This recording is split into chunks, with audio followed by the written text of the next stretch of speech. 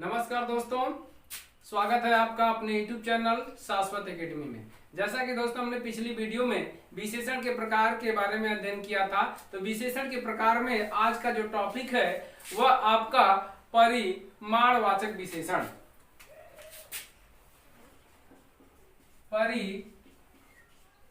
परिमाणवाचक विशेषण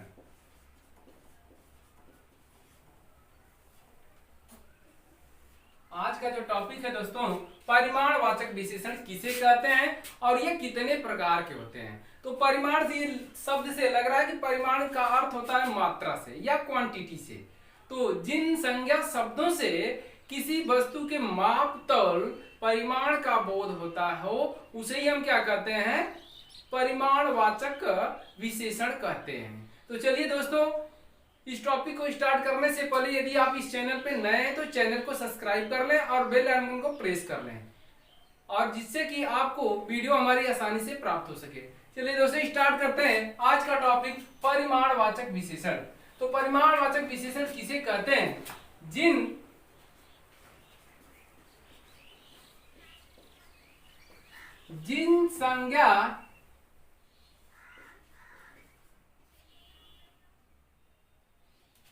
संज्ञा शब्दों से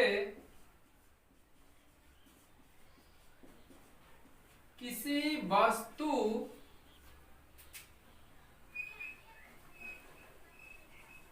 के माप तौल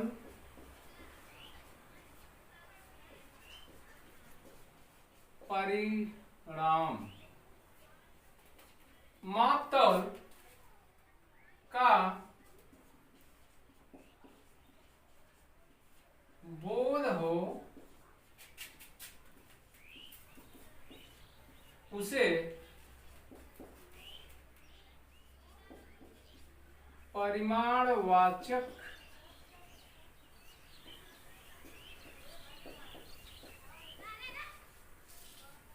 विशेषण कहते हैं।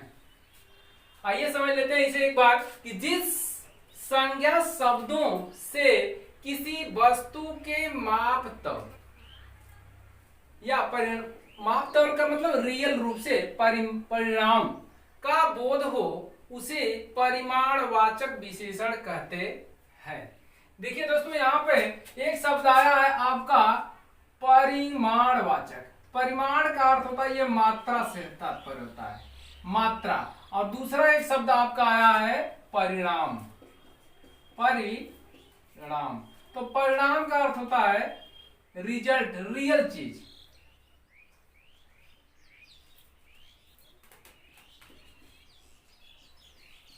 रिजल्ट या निश्चित किसी चीज की। तो जिन संज्ञा शब्दों से किसी वस्तु के माप तौल का बोध हो उसे परिमाणवाचक विशेषण कहते हैं। जैसे 2 किलो चावल, यह मात्रा बता रहा है कि 2 किलो चावल, 5 लीटर दूध, 10 मीटर कपड़ा इत्यादि। तो दोस्तों, आज हमने यहां समझा परिमाणवाचक विशेषण किसे कहते हैं कि जिस संज्ञा शब्दों से किसी वस्तु के माप तौल परिमाण का बोध उसे परिमाणवाचक विशेषण कहते हैं। जैसे 2 किलो चावल, 5 लीटर दूध, 10 मीटर कपड़ा इत्यादि। ये बहुत इसके उदाहरण है जो यहाँ हमने 1-2 उदाहरण लेकर आपको बताया। इसी तरह से जैसे 2 किलो चावल, ये निश्चित है कि 2 किलो चावल आपका है, ये परिमाण बता रहा है, मात्रा बता रहा है। 5 लीटर दूध, ये भी आपका मात्रा बता है। 10 मीटर कपड़ा, ये आपके मात्रा बता रहे हैं। इस तरह से परिमाणवाचक विशेषण के ये उदाहरण है। अब चलते हैं दोस्तों इसके टॉपिक में एक और चीज की, परिमाणवाचक विशेषण के प्रकार। परिमाणवाचक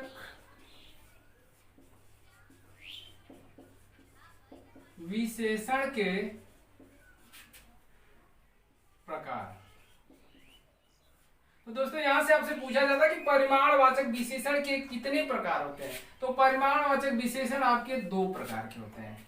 पहला आपका होता है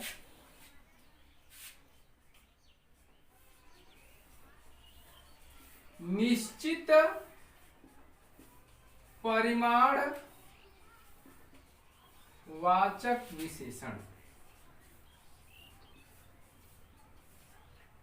पहला होता है निश्चित परिमाणवाचक विशेषण और दूसरा आपका होता है अनिश्चित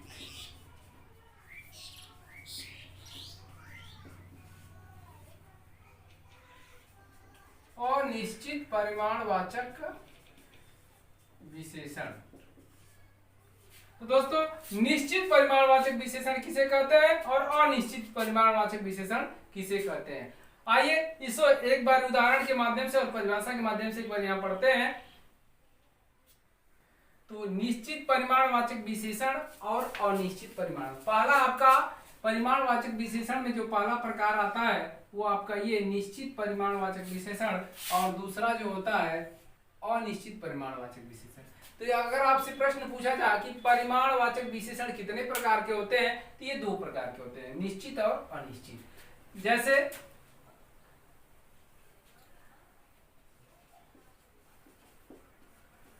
कुछ एग्जांपल हम ले रहे हैं। 2 किलो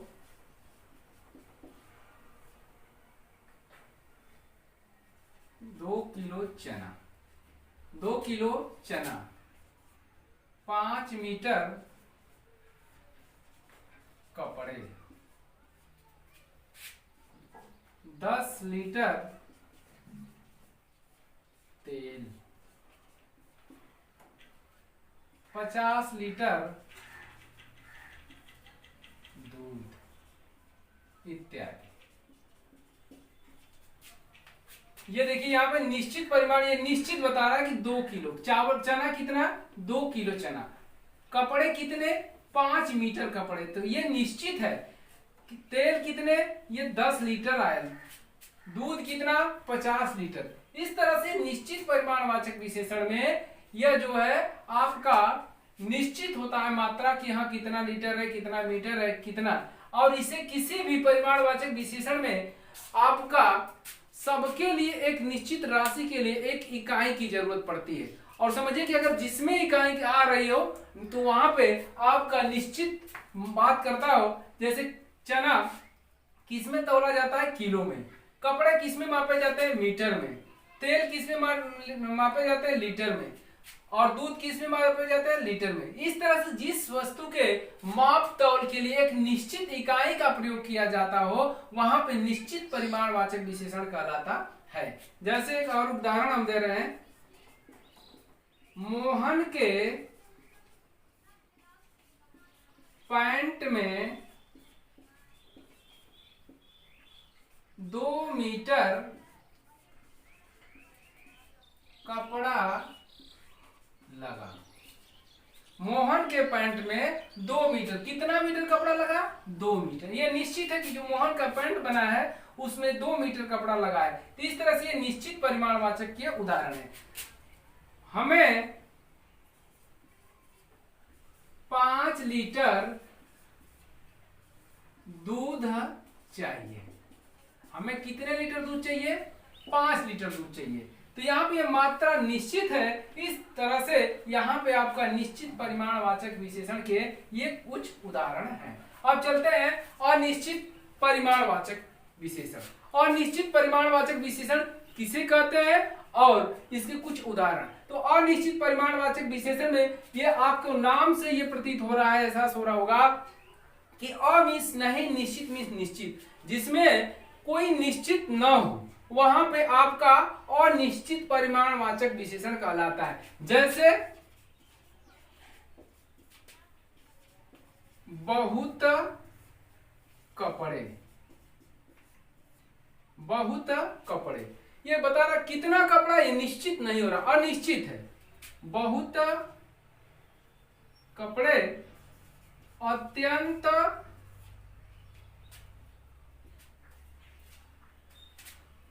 पर्याप्त इत्यादि। ये आपके बहुत सारे ढेर इसके अनिश्चित परिमाणवाचक के उदाहरण है। तो देखा आपने कि आज परिमाणवाचक विशेषण के प्रकार में अनिश्चित परिमाणवाचक और निश्चित, ये दो प्रकार इसके हमने आपको बताया। और आज की वीडियो दोस्तों यहीं समाप्त करते हैं, और आप हमें यह बताएंगे कि आज की वीडियो आपको कैसी लगी। हम आशा और विश्वास करते हैं कि आज की वीडियो आपको बहुत ही अच्छी तरह से समझ में आ गया होगा। मिलते हैं नेक्स्ट वीडियो में, तब तक के लिए दोस्तों।